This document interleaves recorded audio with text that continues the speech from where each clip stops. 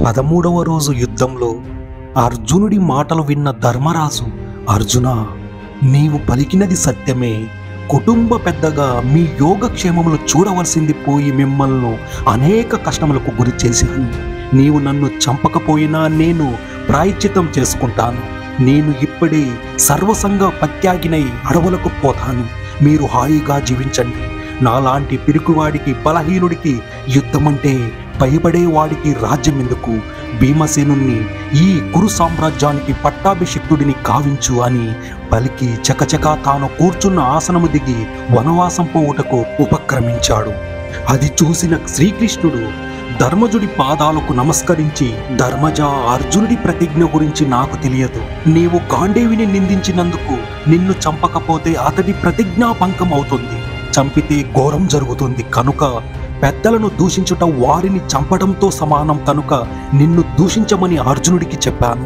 అందుకు నీవు మనస్తాపం చెందావు. నీ పాదాలు పట్టుకొని చెప్తున్నాను, అర్జునుడిని నన్ను మన్నించు. నేను సత్యము పలుకుతున్నాను, వినుము. ఈ రోజు అర్జునుడి చేతిలో కర్ణుడు మరణించుట తథ్యమన్నాడు కృష్ణుడు. ధర్మరాజు కృష్ణుని లేవనెత్తి అతని ఎదుట చేతులు జోడించి, మహాత్మా కృష్ణ, ఏ మాత్రము విచక్షణా జ్ఞానం లేక నోటికి వచ్చిన కారు కూతలు కూశాను. నా హృదయం కలకబారింది. నన్ను క్షమించి నాకు హితబోధ చేసి నిన్ను ఎన్నటికీ మరువజాలను అన్నాడు. కృష్ణుడు తలదించుకుని ఉన్న అర్జునుడిని చూసి, అర్జున, నీ అన్న ప్రసన్నుడైనాడు. అతడి అనుమతి తీసుకుని మనం యుద్ధానికి వెళదాం. కర్ణుణ్ణి చంపడమే మన ప్రథమ కర్తవ్యం. రణరంగమున వీర విహారమునరించి కర్ణుణ్ణి వధించి ధర్మజుడి మనసుకు ఆహ్లాదం కలిగించు. అసలు విషయం తెలుసుకొనక ధర్మజుడు తొందరపడి నిన్ను నిందించినందుకే కదా ఇలా జరిగింది. ఆ మాటలకు కోపించి నీవు నీ అన్నను చంపినా ఏమై ఉండేది? దైవానుగ్రహం వలన ఘోరం జరగకుండా ఆగిపోయింది అనగానే అర్జునుడు కళ్ళ వెంట ధారాపాతంగా నీరు కారుతుండగా ధర్మజుడి కాళ్ళ మీద పడ్డాడు. ధర్మరాజు కూడా అర్జునుడిని పైకి లేవనెత్తి కన్నీళ్లు తుడుచుకుంటూ గట్టిగా అర్జునుడిని హృదయానికి హత్తుకొని, అర్జున, ఆ కర్ణుడు నా విల్లు రథము విరిచి ములుకుల వంటి మాటలతో నా మనసు గాయపరిచాడు. నా శరీరాన్ని తన వాడి అయిన బాణాలతో బాధించాడు. అలాంటి దుర్మార్గుని నీవు చంపక ఉన్నా నేను బ్రతికి ఉండి ఏమి ప్రయోజనం అన్నాడు. అర్జునుడు, మహారాజా, నేను ఈ రోజు కర్ణుడిని చంపి నేలను పడవేయక నీ ముఖము చూడను. కృష్ణుడిని సారథిగా పొందిన అర్జునుడు ఆడిన మాట తప్పడు అని కృష్ణుడిని చూసి, కృష్ణ, ఈ రోజు అర్జునుడు కర్ణుడిని చంపుతాడు అని నీ మనసును సంకల్పించు. ఆ సంకల్ప బలంతో నేను కర్ణుడిని సంహరిస్తాను అన్నాడు. కృష్ణుడు తదాస్తు అన్నాడు. కృష్ణుడు, ధర్మజ, నీ తమ్ముడు అర్జునుడిని దీవించి పంపు అన్నాడు. ధర్మరాజు, అర్జున, అనాలోచితంగా నేను అన్న మాటలకు బాధపడకు. శ్రీకృష్ణుడు అనుమతితో నీవు నన్ను అన్న మాటలకు నేను బాధపడను. విజయ, నీవు కర్ణుడిని గెలిచి విజయుడివి అన్న పేరును సార్థకం చేసుకుని తిరిగిరా అన్నాడు. కృష్ణార్జునులు రథారూఢులై రణరంగమునకు బయలుదేరుక అర్జునుడి మనసులో భీతి బెరకు ఆవహించాయి. అది గమనించిన కృష్ణుడు, అర్జున, నీవు అమరులకు అజేయుడువు. నీవు భుజబలము, అస్త్రబలము, దైవబలము ఉన్నాయి. నీ పరాక్రమానికి తట్టుకోలేక భీష్ముడు అంపశయ్య మీద ఉన్నాడు. ద్రోణుడు ప్రాణాలు విడిచాడు. సైంధవుడు రూపుమాసిపోయాడు. ఇక మిగిలింది కర్ణుడు. అతడిని చంపి సుయోధనుడి నమ్మకాన్ని వమ్ము చెయ్యి. అతడిని నమ్మే సుయోధనుడు ఈ ఘోర నరమేధానికి దిగాడు. ఇంకా కృపాచార్యుడు, అశ్వత్థామ, శల్యుడు, కృతవర్మ కూడా చావవలసిన వారే. కృపాచార్యుడిని, అశ్వత్థామను, బ్రాహ్మణులని వదిలినా కృతవర్మను నా బంధువని వదలకు. శల్యుడు మీ మేనమామ. అతడు పరుల పక్షాన ఉన్నందున చంపతగిన వాడే. కర్ణుడు మీ కష్టాలకు మూలకారకుడు. కనుక లక్షాగృహ దహనము, కపటజోదము, పాండవసతికి జరిగిన అవమానము, ఇంకా సుయోధనుడు చేసిన సమస్త అకృత్యములకు మూలము అతడే. కర్ణుడు సభలో ద్రౌపదిని అన్న మాటలు దుస్సాహము. అవి నీవింకా మరువలేద కదా? నీ మగులు నిన్ను జోదమున ఓడి చేతకాక చేతులు ముడిచి కూర్చున్నారు. ఈ కురుసభలో మగటివి గల మగవాడివి మగనిగా ఎందుకు అన్నది కర్ణుడే. నేను సంధికై వెళ్లిన సమయాన సుయోధనుడికి అతడి తమ్ముళ్లకు నా పైన పగ రగల్చిన నన్ను బంధింపవచ్చుటకు కారణం కూడా కర్ణుడే. లోక భీకరంగా పోరు సలుపుతున్న నీ కుమారుడు అభిమన్యుడి విల్లు విరిచి అతడి మరణానికి కారకుడైంది కూడా కర్ణుడే. నీవు కర్ణుడిని చంపిన మిగిలిన రాజులు చావక మిగిలిన ధృతరాష్ట్ర కుమారులు నీ ఎదుట ఇక నిలవరు. విజయలక్ష్మి మిమ్ము వరించగలదు అన్నాడు. అర్జునుడు, కృష్ణ, నీ తోడు తోడు ఉండగా నాకిక కావలసినది ఏముందయ్యా? ఈ రోజు నా చేతిలో కర్ణుడి చావు తథ్యము. నా ప్రతాపానికి సుయోధనులు కపట జోదం ఆడించినందుకు విచారించాలి. కర్ణుడి మరణం చూసి నాడు విదురుడి మాట విననందుకు కలతపడాలి. ధృతరాష్ట్ర కుమారులు కర్ణుడి వధ చూసి రాజ్యం మీద ఆశ వదులుకోవాలి. కర్ణ వధ విన్న నా అన్న ధర్మజుడి ముఖంలో ఆనందం చూడాలి అన్నాడు అర్జునుడు. అప్పటికి వారు రణరంగం సమీపించారు. యుద్ధం ఘోరంగా జరుగుతుంది. ఇరుపక్షాల వారు ప్రాణాలకు తెగించి పోరాడుతున్నారు. కర్ణుడి కుమారులతో ఒకడు ఉత్తమౌజుడి చేతిలో మరణించాడు. అది చూసిన కర్ణుడు ఉత్తమౌజుని రథాశ్వములను కేతనములు నరికాడు. ఉత్తమౌజుడు కత్తి తీసుకుని తనకు అడ్డంగా వచ్చిన కృపాచార్యుడి రథాశ్రములను నరికి వెంటనే శిఖండి రథం ఎక్కాడు.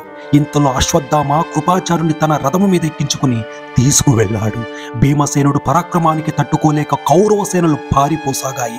అది చూసి భీముడు తన రథసారథి విశోకుడితో, విశోక అన్న ధర్మజుడు రణభూమి నుండి తొలగిపోయాడు. అన్న క్షేమం కనుగొనుటకు వెళ్ళిన అర్జునుడు కూడా రాలేదు. వారిరువురికి ఏమి జరిగిందో తెలియరాలేదు. వారికి కీడు కలిగిన ఈ యుద్ధంతో ప్రయోజనమేముంది? అయినా నేను శత్రు వినాశనం చేయక తప్పదు. అది సరే, మనకు సరిపడ బాణములు ఉన్నాయి కదా. విశోక అటు చూడు, ఆ కేతనమును చూసి అందు ఉన్న రధికులను పోల్చగలవా అన్నాడు. బదులుగా విశోకుడు, భీమసేన, మనకు అస్త్రశస్త్రాల గురించి చింత లేదు. అవి విస్తారంగా ఉన్నాయి. మన వెనుక వచ్చు బండిలో ఆయుధములు ఇసుమంతైనా తరగలేదు. నీ చేత గద ఉండగా నీకు ఈ ఆయుధములతో పని లేదు కదా. నీ చేతి గద చాలదా శత్రు నిర్మూలనకు అన్నాడు. ఆ మాటలకు భీముడు సంతోషించాడు. అంతలో విశోకుడు, భీమసేన అటు చూడు, నీ తమ్ముడు అర్జునుడు ఏనుగుల సమూహాన్ని తరుముతున్నాడు అన్నాడు. అది విని భీముడు సంతోషంతో ఉప్పొంగిపోయి, విశోక, మన రథమును అర్జునుడి వద్దకు పోనిమ్ము అన్నాడు. వెంటనే విశోకుడు రథమును అర్జునుడి వైపు పోనిచ్చాడు. రణరంగ ప్రవేశం చేసిన అర్జునుడు కౌరవ సేనలను తనుమాడి తన పరాక్రమంతో వాటిని తరుముతున్నాడు. మరొక వైపు భీముడు కూడా శత్రు సైన్యములను తనుమాడుతున్నాడు. అది చూసి సుయోధనుడు, భీముడు చస్తే కాని పాండవ సేన పారిపోదు, ముందు వీడిని చుట్టుముట్టి చంపండి అన్నాడు. కౌరవ సేనలోని ప్రముఖ వీరులు భీముని చుట్టుముట్టి ఎదుర్కొన్నారు. భీముడు విచక్షణారహితంగా శత్రుసేనను చంపుతున్నాడు. శకుని భీముని ఎదుర్కొని అతడి వక్షస్థలానికి గురిపెట్టి బాణంతో కొట్టాడు. భీముడు శకుని విల్లు విరిచాడు. శకుని మరొక విల్లందుకుని భీముని సారథిని రథాశ్రములను 16 బాణములతో కొట్టి తీవ్రంగా గాయపరిచాడు. భీముడు కోపించి శక్తి ఆయుధమును శకుని మీద ప్రయోగించాడు. శకుని లాగువంగా శక్తి ఆయుధమును పట్టుకుని తిరిగి భీముని మీదకు విసిరాడు. అది భీముని చేతిని గాయపరిచింది. అది చూసి కౌరవ సేనలు ఆనందించాయి. వెంటనే భీముడు విల్లందుకుని శకుని శరీరం అంతా శరములతో నింపాడు. శకుని రథం మీద కూలిపోయి మూర్చిల్లాడు. అది చూసిన సుయోధనుడు శకునిని తన రథము మీద ఎక్కించుకుని తీసుకువెళ్ళాడు. భీముడు, శిఖండి, దృష్టద్యుమ్నుడు ఆ ఉప పాండవుల సాయంతో కర్ణుడిని ఎదుర్కొన్నారు. నకుల సహదేవులు భీమునికి సాయంగా వచ్చి చేశారు. అందరూ మహావీరులు కర్ణుడిని ఎదుర్కొన్నారు. కర్ణుడు వెరువక వీర విహారం చేస్తున్నాడు. కర్ణుడి పరాక్రమానికి పాండవ సేనలు పారిపోసాగాయి. కర్ణుడి పరాక్రమానికి పాండవ యోధులు ఆశ్చర్యపోతున్నారు. వారంతా తమ తమ సేనలతో కర్ణుడిని చుట్టుముట్టారు. కానీ కర్ణుడు వెరువక తనను చుట్టుముట్టిన పాంచాల, చేది, మత్స్యదేశ సేనలను నాశనం చేసి రణరంగాన్ని పీనుగుల పెంట చేస్తున్నాడు. కర్ణుడికి తోడుగా కృపాచార్యుడు, అశ్వత్థామ, సుయోధనుడు, దుశ్శాసనుడు, కృతవర్మ మొదలగు వారిచే పాండవ సేనలో మారణ హోమం సృష్టిస్తున్నాడు. మరొక పక్క భీముడు, దృష్టద్యుమ్నుడు, శిఖండి, నకుల సహదేవులు చేరి కౌరవ సేనను తుడుముట్టిస్తున్నారు. ఇరువైపులా నష్టం అపారంగా ఉంది. అర్జునుడి రథం చూసి శల్యుడు, కర్ణ, అడుగో అర్జునుడు ఇటే వస్తున్నాడు. అతడిని ఎదుర్కొనలేక కౌరవ సేన పారిపోయింది. ఇది సరి అయిన తరుణం. అర్జునుడిని గెలిచి సుయోధనుడి రుణం తీర్చుకో అని ప్రోత్సహిస్తూ శల్యుడు తమ రథమును అర్జునుడి ఎదుట నిలిపాడు. ఇంతలో భీముడు అర్జునుడిని కలుసుకున్నాడు. అర్జునుడు ధర్మరాజు క్షేమ సమాచారం భీముడికి చెప్పి తాను కర్ణుడి ఎదుర్కోవడానికి పోతూ కౌరవ సేనల మీద తీవ్రమైన దాడి చేశాడు. ఇంతలో నీ కుమారులు 10 మంది అర్జునుడి మీద దాడి చేశారు. అర్జునుడు వారిని అందరినీ యమసదానికి పంపాడు. అది చూసి కౌరవ వీరులు 90 మంది అర్జునుడిని ఎదుర్కొన్నారు. అర్జునుడు వారందరినీ ఒక్కొక్కరిని ఒక్కొక్క బాణంతో సంహరించి మిగిలిన వారిని తరుముతున్నాడు. ఇంతలో కురుసేనలో 1300 మంది తమ గజ సైన్యంతో అర్జునుడిని చుట్టుముట్టారు. అర్జునుడు భీముని సాయంతో గజ సైన్యమును తొడముట్టించసాగాడు. భీముడు తన గదతో ఏనుగుల కుంభస్థలాలను పగలగొడుతున్నాడు. వారు భీముణ్ణి వదలక వెంటాడసాగారు. భీముడి గదాఘాతానికి అర్జునుడి పదునైన బాణాలకు ఆగలేని కౌరవ సేనలో భయపడి కర్ణుడి వెనక దాక్కున్నాయి. కర్ణుడు కూడా విజృంభించి భీముడి కుమారుడు నకులుని కుమారుల విల్లులను విరిచి కేకేయ రాజకుమారుని చంపాడు. కేకేయ రాజు కోపించి కర్ణుడి కుమారుడైన ప్రసేనుడిని చంపాడు. పుత్రశోకంతో కర్ణుడు కేకేయ రాజును చంపాడు. సాత్యకి మరొక రథం ఎక్కి కర్ణుడి మనవడైన సుషేనుని ఎదుర్కొని అతడి హయములను చంపి అతడిని చంపడానికి శరప్రయోగం చేశాడు. అప్పుడు కర్ణుడు ఒరే సాత్యకి చచ్చావురా అని అరుస్తూ సాత్యకి మీద ఒక నిశిత శరమును వేశాడు. ఆ శరమును అడ్డుకున్న శిఖండి కేతనమును కర్ణుడు విరిచి ద్రుపద కుమారుడైన సుదేవుడిని చంపాడు. అది చూసి పాంచాల సేనలు కర్ణుడిని చుట్టుముట్టాయి. భీముడు అర్జునుడు కర్ణుడిని సమీపించారు. ఉత్తమౌజుడు యుధామన్యుడు జనమేజయుడు శిఖండి దృష్టద్యుమ్నుడు అర్జునుడిని దాటుకుంటూ కర్ణుడిని ఎదుర్కొన్నారు. కర్ణుడు వారందరినీ సమర్థవంతంగా ఎదుర్కొని వారి ధ్వజములను రథములను విల్లును విరిచి హయములను సారథులను చంపాడు. ఇంతలో ద్రౌపది కుమారులు కర్ణుడిని చుట్టుముట్టారు. వారి పక్కనే సాత్యకి నిలబడి కర్ణుడు వేసే బాణాలను తుంచుతూ సుయోధనుడి శరీరం నిండా శరములు నాటాడు. అర్జునుడు సుయోధనుడికి సాయంగా వచ్చిన వారందరినీ తరిమి కొట్టాడు.